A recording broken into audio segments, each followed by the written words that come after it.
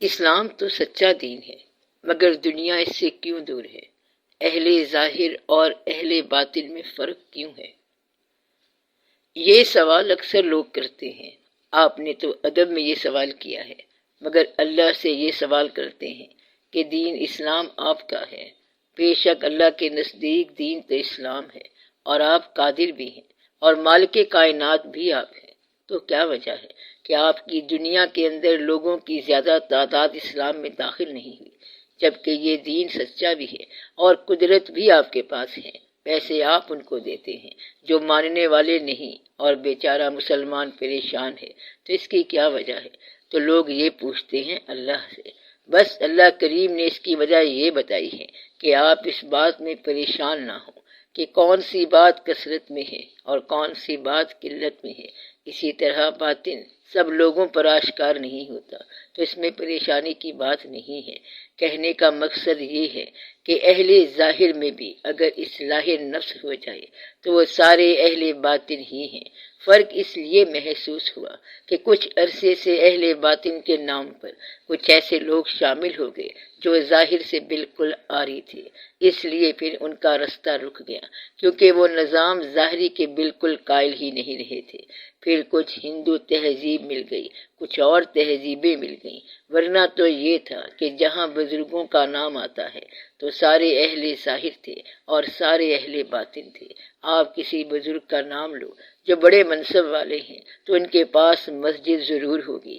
سارے بزرگ جیسے داتا صاحب رحمۃ اللہ، خواجہ صاحب رحمۃ اللہ اور بابا صاحب رحمۃ اللہ، تو سارے کے سارے جو تھے وہ عبادت کے نظام کو چلا رہے تھے۔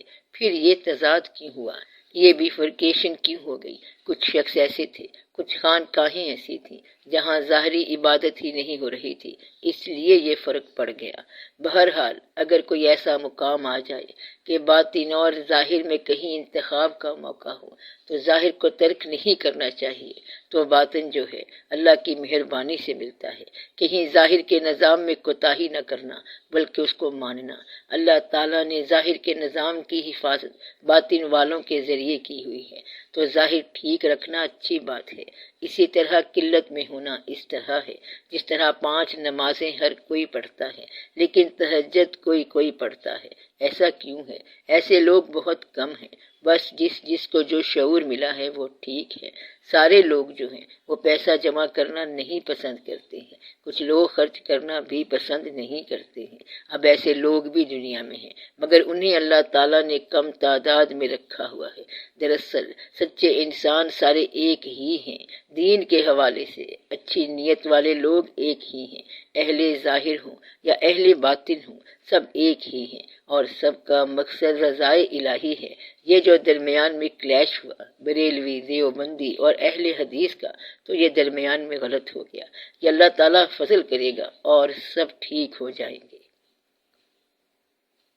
اللہ والے اپنی تعداد میں اضافہ تو کر سکتے ہیں، لیکن کیوں نہیں کرتے؟ یہ منشا ان کا اپنا نہیں ہوتا، یہ اللہ تعالیٰ کی مرضی ہے کہ وہ لا خوف کی منزلیں کس کس کو عطا کر دے۔ تو آپ سب اکٹھے ہو جاؤ اور ایک ہی مسلک بنا لو۔ مطلب یہ ہے کہ یہ ان کے اختیار میں نہیں ہے کہ قلیل رہنا ہے، منشا اللہ تعالیٰ کی اپنی ہے۔ اگر قلیل ہیں تو یہ اللہ کی منشا ہے، یہ ان آدمیوں کے اختیار میں نہیں ہے کہ اپنی تعداد کو بڑھا دیں یا اس میں قلت پیدا کر دیں، یا اہل ظاہر کو جا کے تبلیغ کر دیں یا ان کے دلوں میں محبت پیدا کر دیں۔ تو جتنا جتنا کسی کو اختیار ہے اتنا اتنا وہ چلے گا، اس میں کوئی دقت والی بات نہیں ہے، بس سب اس کی مہربانی سے چل رہا ہے۔